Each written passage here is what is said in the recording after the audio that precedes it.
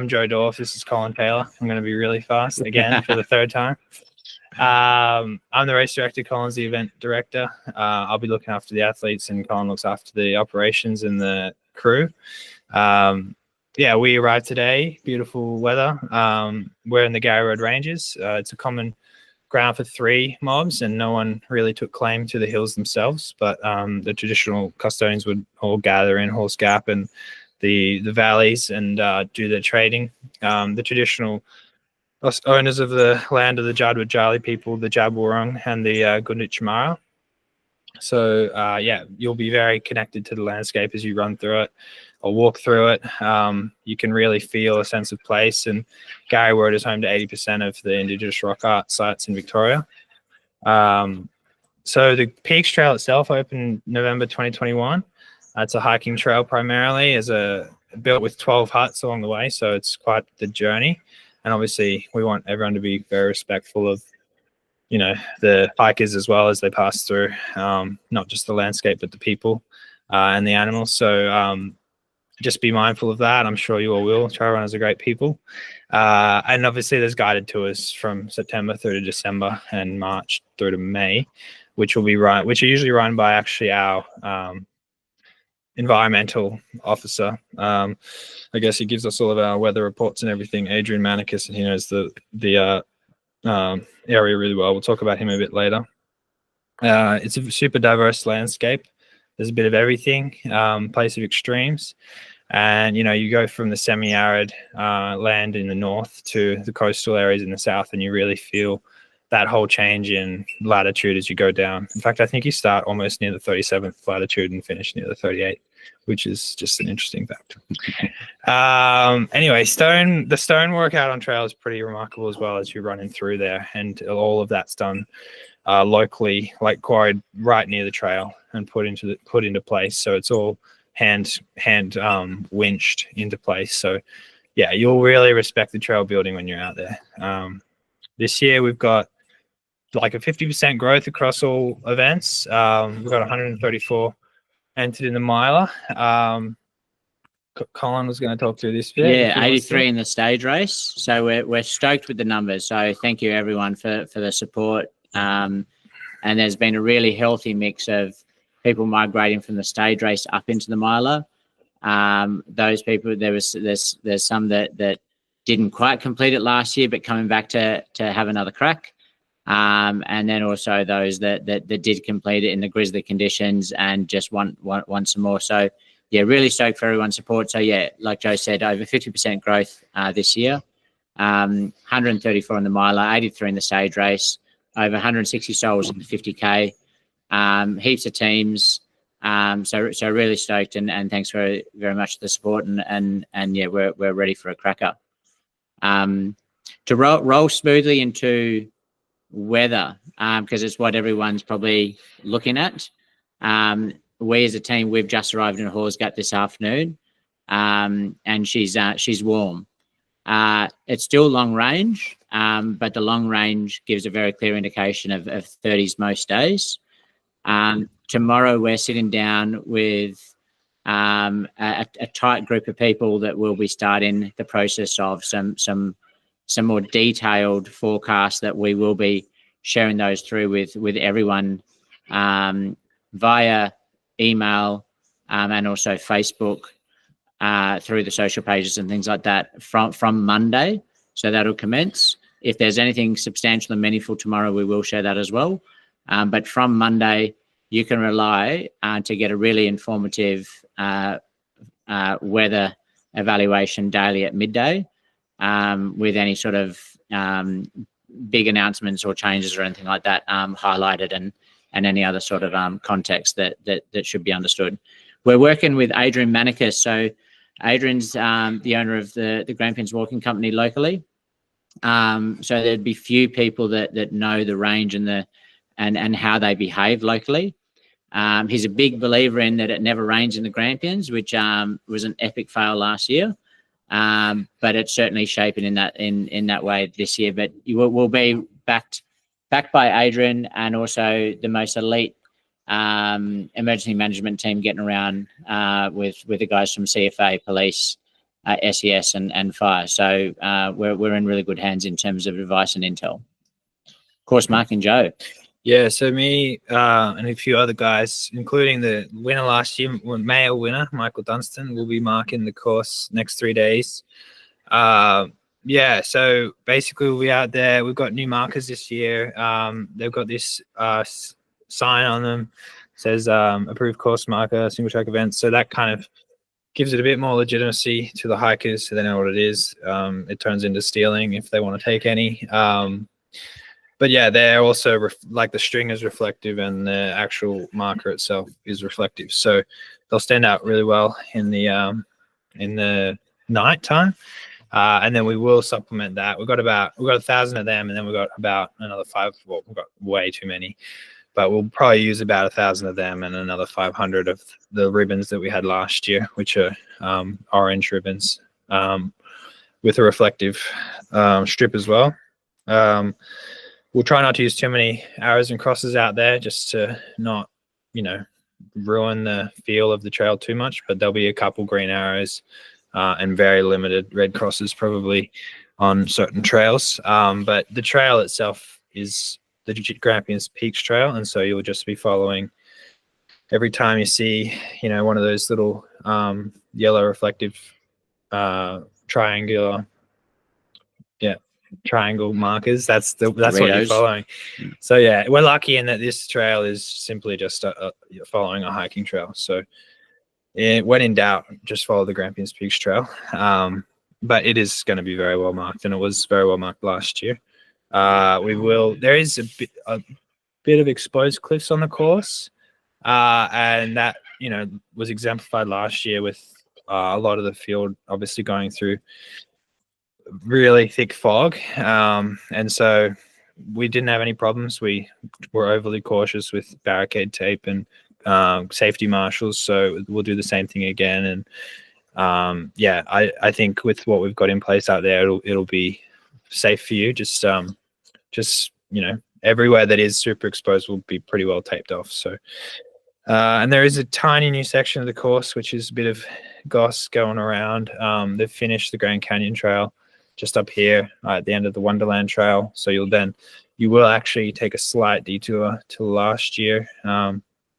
Yeah, it's just a beautiful little addition to the race. Some people probably won't even notice the difference. It's exactly the same amount of distance and climbing, so the stats don't change at all. And it is in Capra.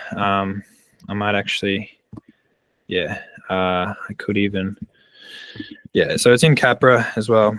I've updated it in there, and I'll just go in here, show you very quickly so that we don't have too many questions about it. But yeah, essentially this is Capra. Firstly, this is the mapping app. It's got advice along the way. It's got these little icons to help you know where the aid stations are and the what's at the aid stations, and sections of the course, like exposed sections of the course and things like that. But yeah, the section specifically I'm talking about is the Grand Canyon Trail, which of course used to head up to Wonderland Car Park and then head up this way. Now you won't actually get to Wonderland Car Park this year, so you won't ever really see any sign of civilization between Halls Gap and Rosier Car Park this year. You'll get at the end of the Wonderland Trail, you'll turn right onto the Grand Canyon Trail, which is this section, and then meet up there. So that's Capra. While we're here, I'll just quickly mention there's like a little description. You can see some more things about the race, and it also, on your app, it works offline. So if you've looked at the map and you've loaded it before, you can then turn your data off and you can still see the map, and you can also still see your location on the map. So it's super useful if you're out of reception, which does happen on this course, and you think you're off course. You can scroll into the red line and see, oh no, I am on course. That's fine. Your little blue dot will be there. Just make sure you have GPS turned on while using the app. I wouldn't have it turned on all the time because it'll drain your battery too much, especially for the miler runners. So that's Capra. I'll just go back to us because you probably want to see us talking more than Capra. All right, Colin. So There was yeah, some reference made to some of the technical aspects and the and some of the cliff danger points, which are marked by special little emojis on Capra. Yeah. And we do have marshals situated, one at the pinnacles and also one up on the Seven Dials ridgeline. So they'll be having your back. All right, so that's course marking. Just course conduct a bit. Like while you're out there, this is a parks trail, and we can't have 300 people filling up parks toilets. It actually costs a lot for them to service those toilets, and a lot of them are helicopter service toilets. So they've asked us very reasonably not to use the toilets. Please try not to use the toilets. We have a toilet at every aid station. In an emergency, if it's the end of the world, you can use it, but like, yeah, please try not to use it, especially considering a lot of the toilets are just before aid stations anyway. So be respectful of the campgrounds. So you'll move through some of them at night, specifically Yarram campsite. You move right through the middle of it, probably for a lot of you in the middle of the night. So yeah, just, if you can, turn your head torch off. If you can, be as quiet as you can, and be respectful of the people hiking and sleeping out there. And then most of for the Miler, all of the road crossings are just active roads. We've got speed reduction signage everywhere, but you have to stop. You'll have to stop for cars. Like we haven't got traffic controllers out there for 50 hours. So yeah, you'll have to stop for cars along the way, and just be aware of that. They will slow down because it's everywhere will have a speed reduction, but please be mindful of cars, especially later in the race when fatigue starts to kick in. And really, especially most critically on the Grampians Road, which is a busy road, and cars drive 100k and they probably ignore slow down signs quite often. Aid stations, we're adding a new thing this year. Actually, importantly, is that everyone who comes into an aid station in all races will check in to the aid station. It won't be critical. I should probably mention it might not be critical at GAR. We're gonna finalize that, but GAR is just going to be so mental for the 50k with people running in and out that I think it might just get a bit too hard to try and manually check everyone in. But we will have reliable reception there, so the GPS trackers will get your split updated live. The reason why it's important is because some of the aid stations are out of 4G network, and which means your tracker doesn't tell us you've been to that aid station until you get back into reception. So yeah, places like Burrow Huts and stuff, it becomes really important for us to know where everyone, if people have checked in. So yeah, there'll be a check-in. Just assume there'll be a check-in at every aid station. We'll just consider GAR, because for the 50k we'll have, what will it be, like or close to 300 runners coming in after only an hour or two of running. But yeah, that's a new thing for this year. We'll talk about it again just before the race. But yeah, and we'll check into aid stations this year, and the aid station staff can write down your time. Check the guide. The guide's really useful for all your supplies. If you haven't read it, a lot of the answers will be in there, but I will just quickly mention a little specific was there will be gluten-free bread at the aid station, toasty aid stations. So yeah, the only thing that isn't gluten-free at aid stations is the noodles. So yeah, you can get gluten-free toasties, and obviously there's the vegan cheese. So yeah, check the guide for all that stuff about aid stations. I've tried to make it as easy as possible to sort of understand. And Dylan, we can't promise you barbecue sauce, but we might have a crack at one of them, so you might get a little special treat somewhere. And everyone always asks about sunscreen. Yeah, there's sunscreen at every aid station. So hopefully that answers some comments just instantly. But yeah, go through the guide, especially for the mandatory gear, which we'll talk about now. So mandatory gear, apparently from the survey, about 10% of you haven't got it all sorted yet. So make sure you're asking questions on the Facebook community page. I'll try and answer a lot of them, but if not, usually people answer them for me. Important thing about the gear that always comes up, yes, you do have to get your gear checked at bib collection. So please bring your gear, all of it, all of your mandatory gear to bib collection. And yes, mandatory gear means you have to carry it for the entire race. So I think that answers probably 15 questions in one. Yes, mandatory gear means the whole race you have to carry it. And yes, you have to bring it for bib collection. It's not obvious for everyone. So we are going to be doing as well on-course gear checks this year. We did them last year for the Miler. We're going to up it a little bit this year because we didn't do any last year for the stage race. So this year, the stage race and 50K will be checked once a day, essentially. There'll be a gear check once a day. And the Miler will check at 3 aid stations along the route and then at the finish line as well. But the Miler, that'll just be for one piece of gear each time. So hope it won't.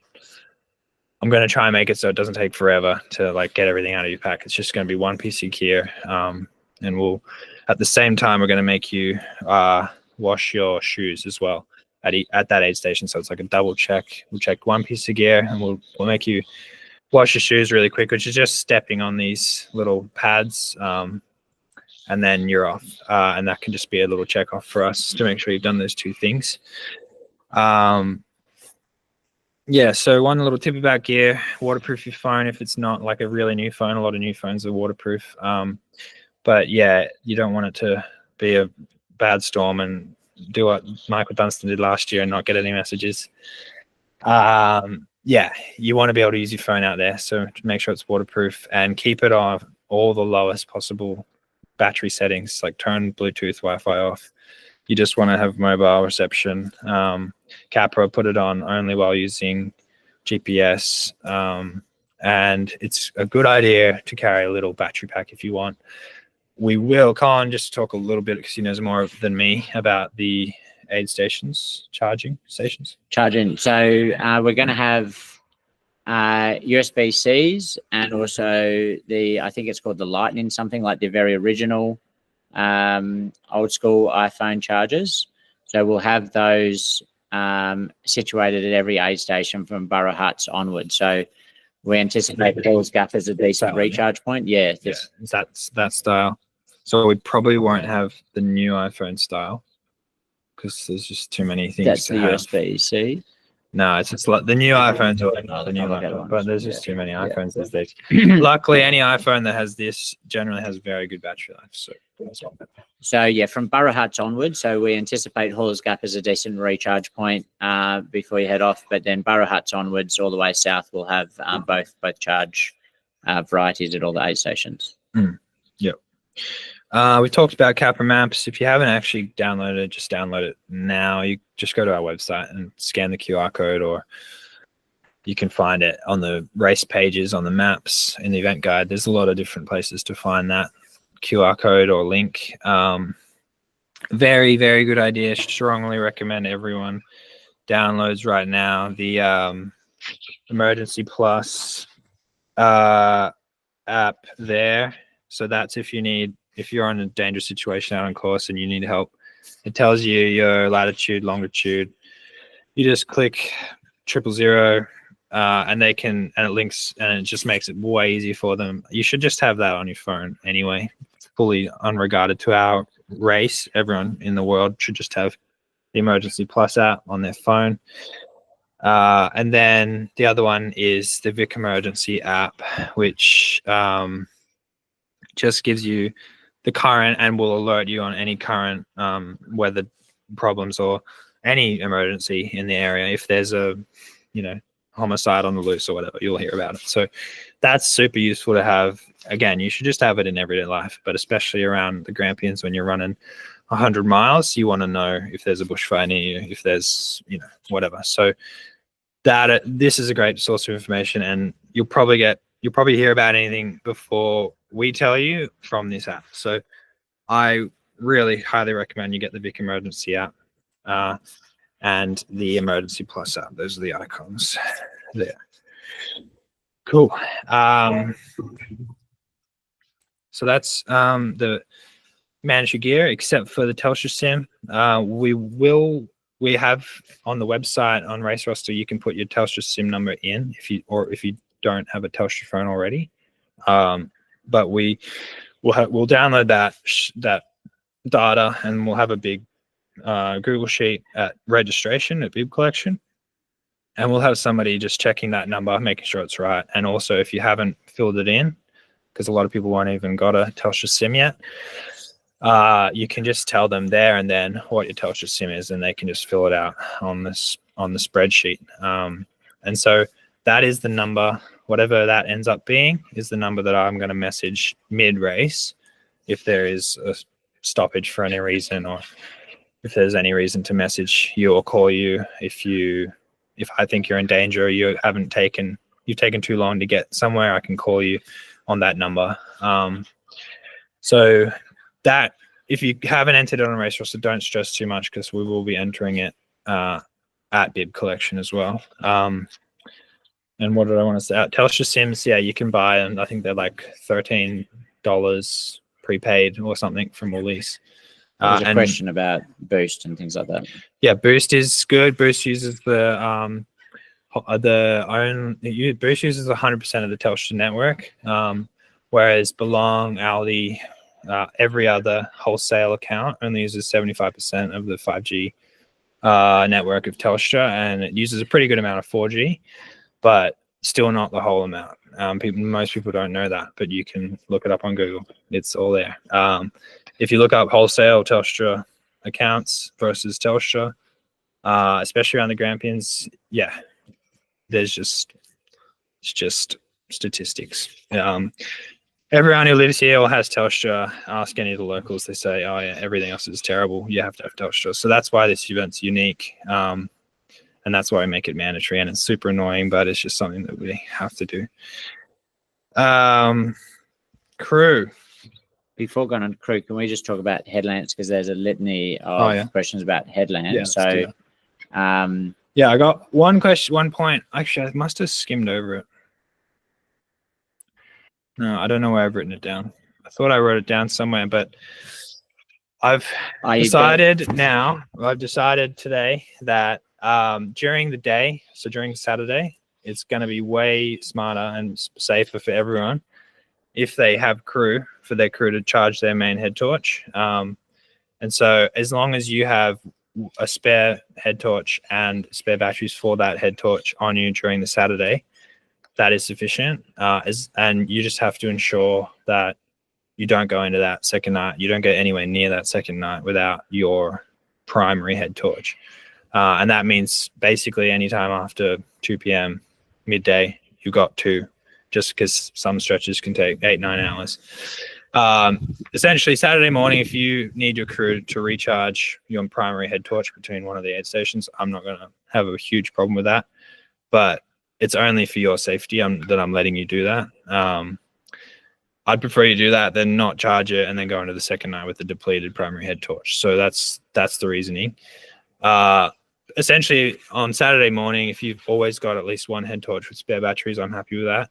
And if the other one's getting charged, then I can only see good things coming out of that. So that's not going to be super administratively tracked by us.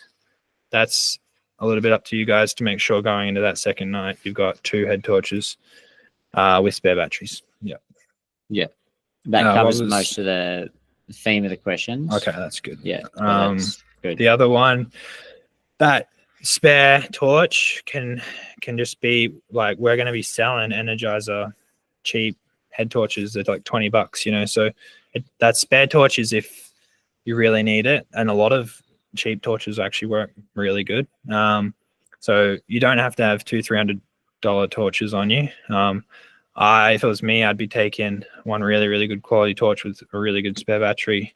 That'd get you through most of the night. And then that second torch, it could either be a handheld. A lot of people run with handhelds. So yeah, if you're complaining about needing 2 torches, it doesn't have to be a fancy torch. Same thing goes for the stage race. Yes, a lot of you aren't going to actually, well, no one should theoretically run in the dark in the stage race, but having an emergency torch on you at all times in the Grampians is only a smart thing, because you could easily be out there for way longer than you bargained for, especially on a lot of these really gnarly sections of the course that can just basically render you pretty slow or not moving at all for hours on end. And so yeah, that stage race torch, 50k torch, is really if you do get stuck out there and we need to find you or extract you. So because this is an important part from a safety point of view, there's a few of you that have asked if your power bank is suitably classed as a backup torch spare battery. Yeah, as long as you're not I'm happy. I've put it in the mandatory gear that you can, one of your backup batteries can be a power bank specifically for that reason. I'd prefer, if you're going to charge your phone with it, I'd prefer you to have 2 power batteries, but I know that a lot of power banks these days have very good recharging capabilities. So people are going to argue that they could recharge both their torch and their phone with the one power bank. And in that case, look, I think it's probably fine. But you have to be 100% sure that that power bank can fully recharge your head torch. That's the main point of that. Any other questions on the head torch? No, that's rolling. All right, cool. Thank you, Benny, for the maths on Telstra. $13 for a 7-day use. There you go. He's done it. $1.95 a day. So crew, another change this year, no crew at Yarram, no crew at Griffin. That's just going to be a hard rule for this year. And when we say no crew, I don't even want crew parking ages away and walking there, because it just doesn't make it fair, for everyone. I think, if some crew are going out of their way to get stuff to their runner, and then it's just like not fair on people who don't have 10 people to crew them. So no crew access means you can't help or assist a runner in any way at Yarram or Griffin, or difficult as well. And I believe that's all of them. Another main reason for that is Yarram, one, it's just a bit dangerous. Like, we probably are pushing to have an aid station there anyway. It's basically positioned in like a small little gap along the side of the road, and it's a road where cars drive very fast along.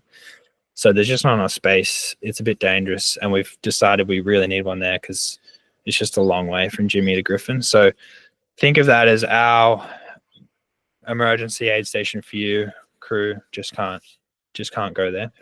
And Griffin, the problem is simply the parking.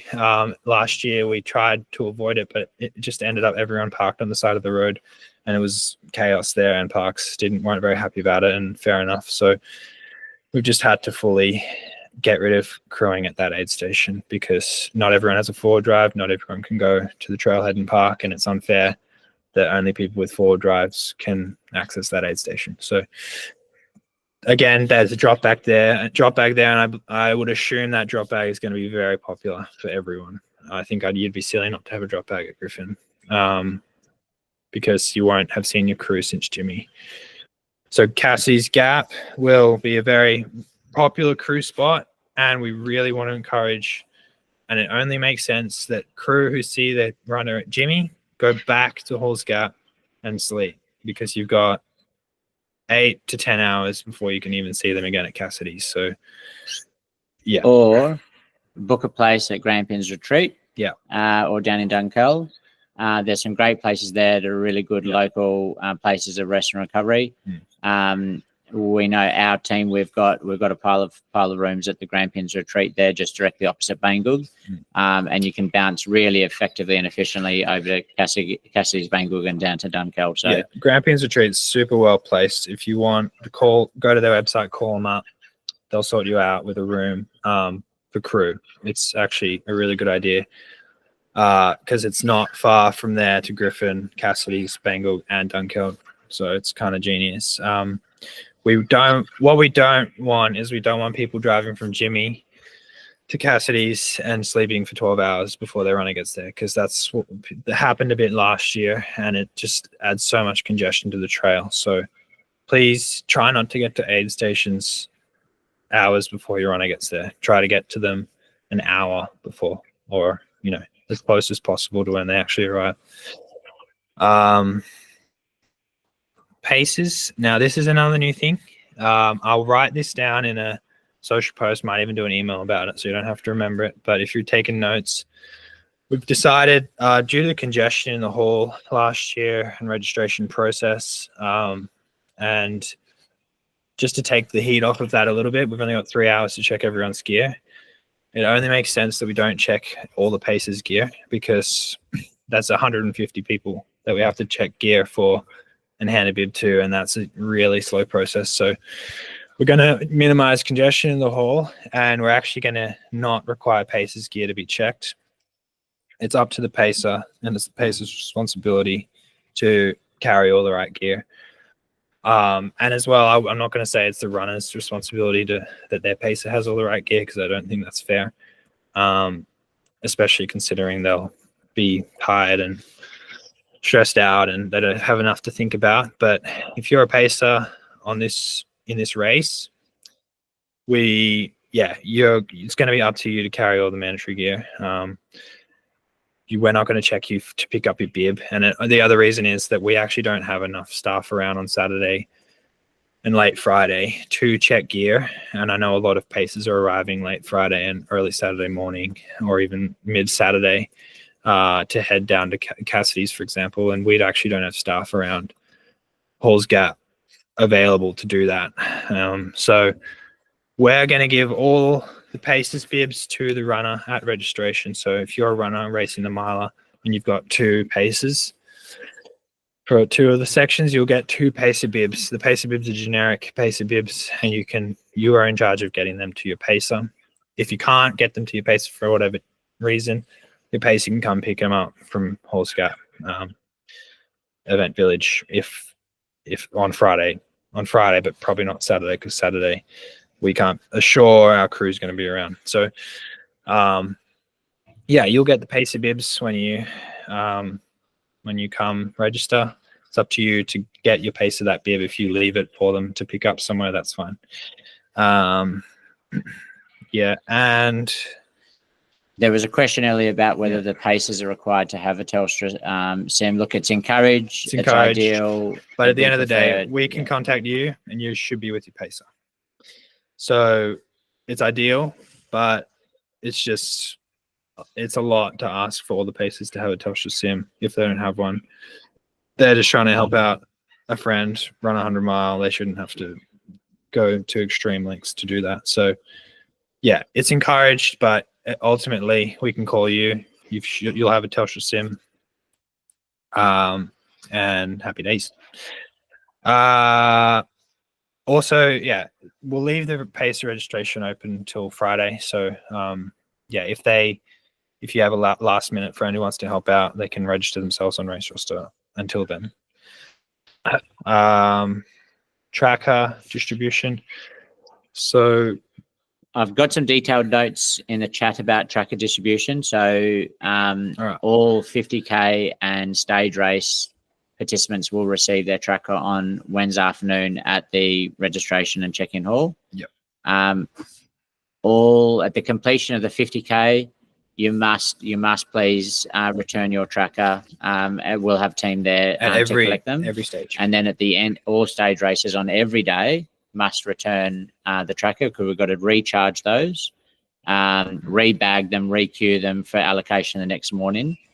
They will be reallocated to you by our tracker queen, Ange, at the start of every stage race day, at the actual starting location. So on Friday, we'll be at Halls Gap.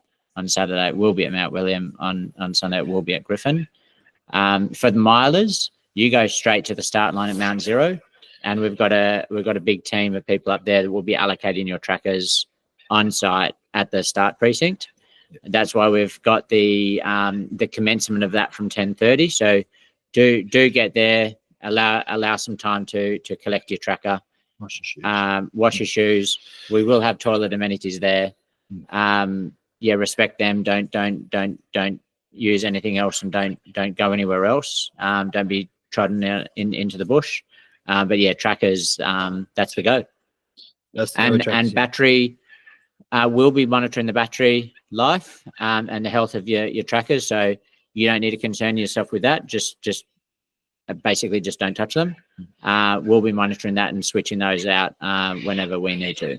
Yeah, we're going to do a mandatory tracker changeover at Griffin Fire Line from 5 p.m. for the milers on Saturday. So that's last year. That was around about when they all started getting a little bit like under 50%, and our tracker provider said there's no point in risking it. Let's just change them all at Griffin. So if you're fast, you won't have to worry about that. If you get to Griffin after 5 p.m. on Saturday, you will change your tracker out. Super quick process. So now there's been a fair few questions about supporters and crew being able to get visibility on the tracker status, separate in addition to our big dashboard where we can see everybody. So yeah, like everyone can see everyone. I don't know what the exact question is, but like there'll be a tracking map on our website. You can load that on your phone or on your computer, and you can see everyone in the race. So you can log in the number, like the participant number, and name. There'll be the whole start list down. There'll be a whole start list of runners. You can click on your runner, and it'll show their tab. It's pretty usable. It's a good user face. Yeah, the tracking map's the way to track people, and then there's a results page you can link to off that. Cool. So the other thing about trackers, super important, and I'll say it again next week, but team relay runners have to relay their tracker. Last year, amazingly, everyone did it. So I'm not as stressed about it this year, but yeah, please, every team relay, the only thing you have to remember to do when you finish your leg and you see your next runner is you just got to hand them your tracker. That's the only thing that actually matters. And that's your official handover. There was a little question about team relay handing over the mantra gear, which is fine, providing that mantra gear continues with that next person.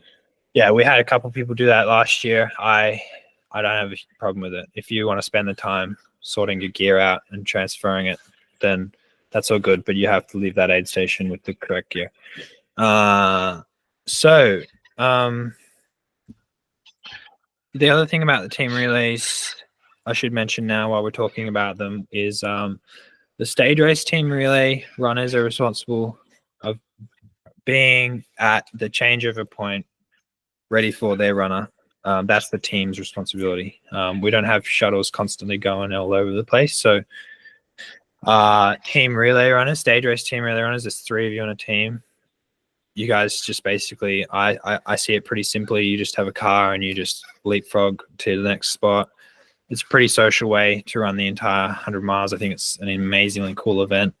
But it's up to your team and your car to have pick your runner up and drop your runner off for the next leg. Again, that worked really well last year. There was no problems with it. It just means that team relay runners, stage race team relay runners, are the only people who are allowed to access every aid station. So they're allowed to go to Difficult. They're allowed to go to Yarram. Griffin. Well, no, Griffin's a finish line. So the finish runner from Griffin actually has to get brought back in the shuttle. So yeah, Yarram and Difficult, you can go to those. Don't be thrown off by the no access on the event guide. I just realized I'm still on the event guide, but that's not a problem. Yeah, so I'll just go back to us because it's a little bit confusing.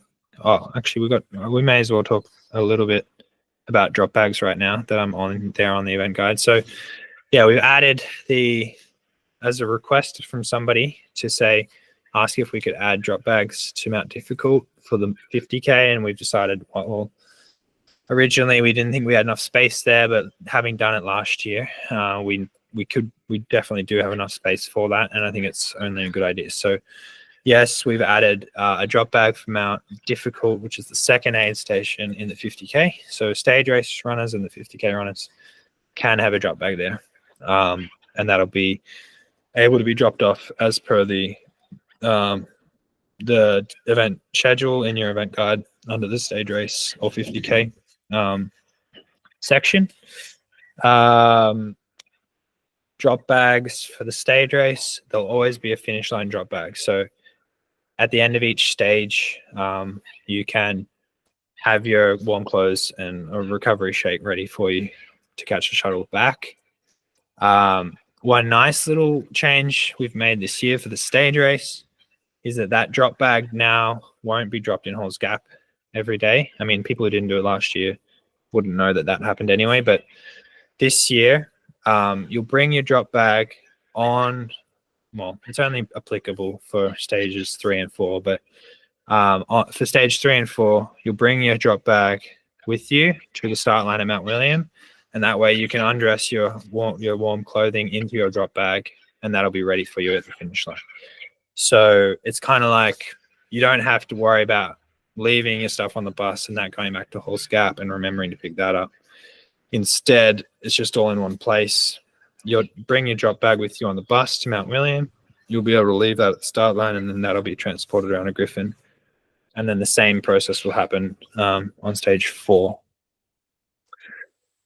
And then the Miler drop bags at the major aid stations of Halls Gap, Mount William, and Griffin fire line, and the finish. And that will be just a basic drop bag service that runs like any other race. So you'll label your drop bags and you can drop them off as per the event schedule in the event guide. What I mean by that is that there's like a stage race specific schedule here, and it gives you the drop bag timings for each day, and the same for the Miler. Cool. So that's drop bags. I'll just go back. I might just stop presenting now. So yeah, parking at Mount Zero. Do you want to quickly run through the parking at Mount Zero? Parking at Mount Zero, remarkably limited. There is no parking at the immediate Mount Zero precinct. There is a drop and go sort of situation there for those that aren't on the bus. The rest of the parking will be on the road that's leading between the car park and Hollow Mountain car park. So there'll be some car parking marshals there. Do please be patient. Do please save space and park sensibly, and also be willing and prepared to walk a decent way. So it's parking on one side of the road only, heading from Mount Zero precinct all the way through to Hollow Mountain car park. And there is also fairly significant car park capacity at Hollow Mountain. So, but this year we've got really good adoption on the buses. It's certainly the smart person's choice. We are very close to capacity there. We are closing those bookings end of play tomorrow. So yeah, that's certainly a smart person's choice. So I want to quickly run. I'll quickly go through this Mount Zero parking, and then you can run through the shuttle program. Yeah. So yeah, you can go to Capra, and there is a Mount Zero parking map. There is enough spots, so if your crew wants to come or you want to be dropped at the start line, then that is absolutely not a problem. It actually is great to have a lot of spectators up at the start line because it's so beautiful, especially up at the top of the rock slab, because you can see obviously the Taipan wall, which is just here, and it's incredible. So don't be afraid to drive up and park if you're a crew. Yeah, it's pretty special. And yeah, you'll come in via Mount Zero Road. There'll be a traffic control there, and basically, yeah, as Colin was saying, you'll park on the left-hand side of the road here, and there's some parking at Hollow car park. So yeah, you want to go through the shuttle? So yeah, so ignore the shuttle movements from Halls Gap out to Mount Zero. So additionally, over the course of the weekend, we'll have shuttles moving participants back from those places far away back to Halls Gap. So we'll have shuttles working on a rotational program. There'll be two shuttles. So bringing people, so the first day is irrelevant because you're running your way into Halls Gap. Second day, they're bringing people back from Mount William back to Halls Gap. So for the stage race participants, same for day 3, same for day 4. And milers, we will have shuttles working from Saturday noon. They're an on-call situation for the first about 7 hours. So because obviously there's a lot of people with crew and with other supporters here.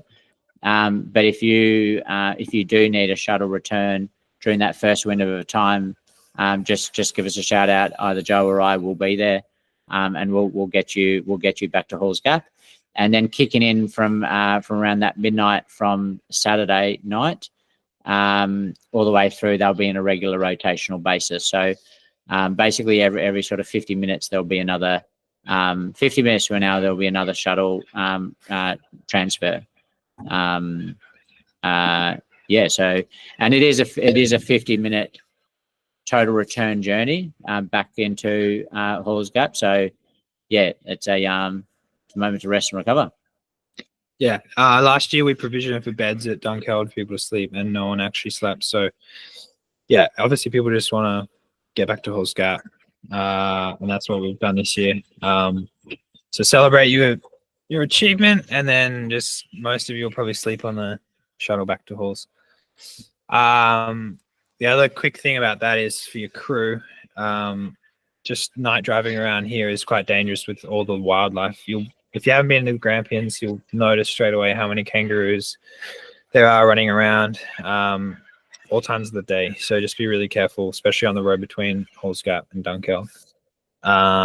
Drive slower than you think you should. So I was going to finish now, basically running through some key medical points. They're super important. I won't skip them. But your medical number to call will be on the back of your bib, and also my number and Colin's number will be on the back of your bib. Obviously, call medical. Deb Sharp, she's from EMS. She'll be the medical provider. She's the first person to call if there's a medical problem you're not seriously in danger. If you are in great danger, you call 000 straight away. If it's really, really bad, if you need emergency rescue or whatever, and then you'd probably call Deb straight away after that. My number's on there and Colin's number's on there if you need a general race question, you're unsure where you are, if you need help in any other way. A really important point is everyone usually DNFs at an aid station. Please let the aid station staff know that you've DNF'd. In the super rare event that you DNF not at an aid station, you can text me or call me. Text me your number and just say DNF. You can give me a call. That's just as good, but you have to. That is a rare case, and I don't love it when people pull out without going to an aid station. But if it's extremely out of your way, you can just call me and let me know that you've DNF, but you definitely have to do that. It does happen a lot that people will forget to do that, and we will actually have to send people out searching. So that's vitally important. Impact on resources when it could be done pretty simple. It actually happened last year. So last year we sent people out looking for somebody who was sleeping in their car. So yeah, please text me or call me if you pull out and you're not at an aid station. Obviously, I want all of those DNFs to come through via the aid station staff. So yeah, most common question we get is, especially with the international runners, and there are a few this year, is snakes. Basically, snakes don't want to bite you. It's probably more if you accidentally step on them or freak them out in some way. Try to stay calm. If you see one, don't go near it. Leave it alone, unless you're a snake whisperer. Just give it its own space, and usually it'll go away, and then you can go around. Most important thing, and everyone knows this, is just don't move. Like, that is the only thing that actually really definitely matters. There's all of Australian snake venom goes through the lymphatic system, so most important thing is just don't move. And if you don't move at all, you'll probably survive. you just need to, the next thing will be to get help. So luckily you're in a race. There'll be hundreds of people probably coming by. Get the next person to help you put on your snake bandage, put on their snake bandage on your leg, not on their leg. And then you got two. It's not as important as not moving. So the main thing is just don't move and get help. Get them to call for help. If you don't have reception, that's them telling the next aid station or calling someone when they get into reception. Get people around you and the rest to help you out and help out people who need help. And then, you know, we can obviously extract you via one of those little four-wheel drive trolley thingies, or if we have to, it might be an air rescue. But snakes, super uncommon as well, should point out. There is a lot of snakes out there, but actually needing extraction isn't that common at all. So just be respectful of them. Medications. So one thing to note here is note down every time you do have medication, either in your phone or take a really clear mental note. Like, when was the last time I had paracetamol? You shouldn't be taking it more than every 6 hours. Don't very strongly recommended not to take any NSAIDs, so a non-steroidal anti-inflammatory drugs. That's pretty common in the ultra running world now. The risks are obviously like rhabdo, like kidney failure, pretty serious. You can get really bad nausea.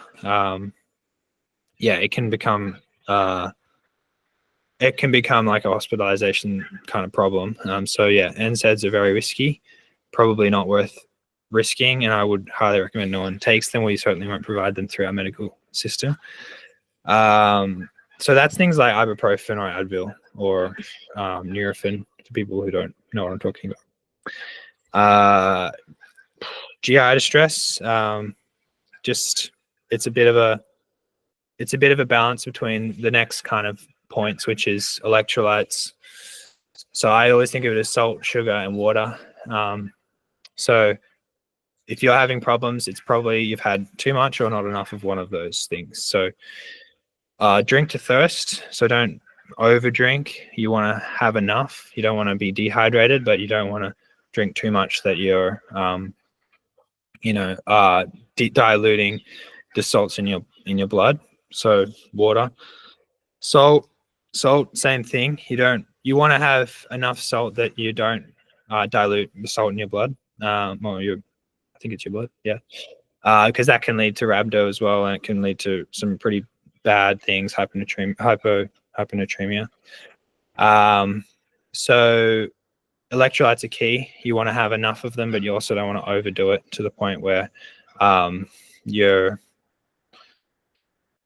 don't actually completely know the problems with having too much salt, but I'm sure there's plenty of problems with having too much salt.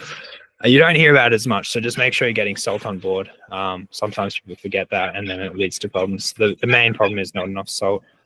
And then sugar, yeah, basically most of the time when people want to pull out and they're depressed on the trail and they hate trail running, it's because they haven't eaten enough. And it literally comes down to sugar a lot of the time. So have a gel, have some candy, have a little cry, and then eat some food. Eat some more food, and generally you come out of it. So GI distress is basically super common, and it comes down to managing your water intake, your electrolyte balance, and then having enough food to the point where you're well fed, but you're not vomiting. So that can be as simple as also backing off the pace and waiting till the nausea settles. So that covers a lot of the main medical stuff. And the other one that is pretty key to just mention is hypothermia and hypothermia. So hypothermia is obviously heat stroke, or I'm probably going to get in trouble saying that, but it's overheating. So cooling yourself down, staying wet, having ice in, those pulse points. So around your neck, around your wrist, in your hands, in your armpits, places where the blood runs close to the skin. We'll have heaps of ice out on course. Use it. Don't leave GAR aid station without some form of ice. I recommend an ice bandana. It also melts. So when it melts, it makes you wet, and staying wet helps you to cool evaporatively. So it's a game changer if you haven't used ice, or if you haven't, wet yourself at aid stations before. It's a no-brainer, especially if we have 30-degree temps. So yeah, stay wet and use ice. I would highly recommend it. And then hypothermia is obviously probably a little bit less common with the conditions we're forecast, but it can definitely happen overnight in the mountains. We get up pretty high altitude around Mount William, so the temperatures change a lot, especially throughout the night. Dry clothing is very key. So take your shirt off, put on your dry thermal. That's one of the main reasons for a thermal. Is not just because it's warm, but it's also dry. And try to keep moving, because if you stop and you're cold and you're wet, it's only going to keep getting worse. So keep moving.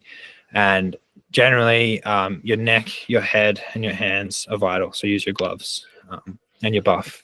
Gloves, buff, and a thermal and a raincoat. You should be fine out there, unless it's properly cold and properly raining and you're not moving. So yeah, that's basically the rundown on medical. You're going to get super sleepy out there. Sleep deprivation can lead to very major navigational issues or falling over and things like that. And so one thing that I would note is 8 to 20 minutes naps are all you need. You don't need to lie down for 2 hours. 8 to 20 minutes is actually very beneficial. And usually in a race like this, if you have 1 to 2, like 2 or 3 of them throughout that 30-40 hour period, you probably get away with it. We have sleeping arrangements at Halls Gap, Burrow Huts, Mount William, and Griffin. Probably won't need it at Halls Gap, but certainly at the other 3, you'll likely be lying down and having a little 8-minute nap. That's basically it.